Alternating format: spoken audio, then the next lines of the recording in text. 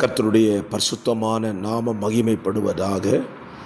ஆசீர்வாதமான ஒரு நல்ல காலை நேரத்திலேயும் அனுதின மன்னா என்கிற வேத தியானத்தினால் உங்களை சந்திப்பதில் மிகுந்த சந்தோஷம். கிருபையாய் கர்த்தர் தந்த நாளுக்காக கர்த்தரை துதிப்போம். இந்த நாள் ஏப்ரல் மாதம் 23 புதன்கிழமை காலவேளை. இந்த காலவேளை தியானத்திற்காக எண்ணாகமம் 11 அதிகாரத்தை வாசியுங்கள்.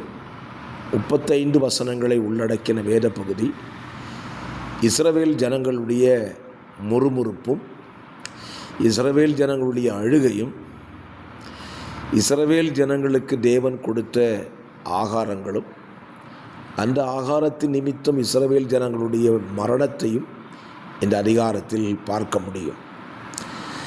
அதை பார்க்கிலும் தேவனுடைய மனுஷனாகிய மோசே தேவனிடத்தில் தன் பாரத்தை பகிர்ந்து கொண்டது நிமித்தம் அவனுடைய பாரத்தை குறைக்கும் வண்ணமாக இஸ்ரவேல் ஜனங்களில் 70 பேர் மேல் தேவன் தம்முடைய ஆவியை வைக்கிறதையும் இந்த அதிகாரத்தில் வாசிக்க முடியும். இந்த காலவேளை நம்முடைய தியானத்திற்காக நான் ஒரு காரியத்தை உங்களோடு கூட பேசும்படி விரும்புகிறேன். மோசே ஆண்டவரிடத்தில் தன்னுடைய பாரத்தை பகிர்ந்து கொள்ளுகிறான்.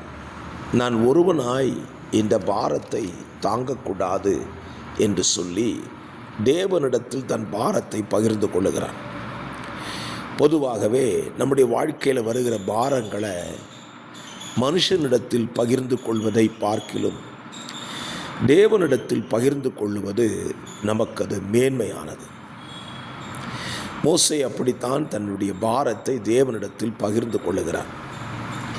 ஏன் நாம் தேவனிடத்தில் நம்முடைய பாரத்தை பகிர்ந்து கொள்ள வேண்டும்? பாரத்தை லகுவாக்கக்கூடிய ஒரே ஒரு நபர் நம்முடைய இரட்சகராகிய இயேசு கிறிஸ்து மாத்திரமே.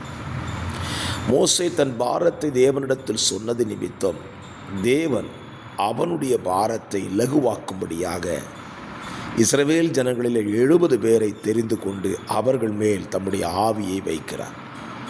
அப்படியானால் பாரத்தை லகுவாக்குகிறவர்கள் யார் தெரியுமா? தேவனுடைய ஆவியை பெற்றவர்கள்தான் நம்முடைய பாரங்களை புரிந்து கொண்டு அதை லகுவாக்க முற்படுவார்கள். ஆகவே நம்முடைய பாரங்களை தேவனிடத்தில் சொல்லுவோம். இரண்டாவது, தேவ ஆவியை பெற்ற மனுஷரிடத்தில் நம்முடைய பாரங்களை சொல்வோமானால் பாரம் லகுவாகும். பரிசுத்த பிதாவே, இந்த வார்த்தையின்படி உடைய பிள்ளைகள் தங்கள் பாரங்களை இடத்தில் சொல்ல உதவி செய்யும். ஆமென்.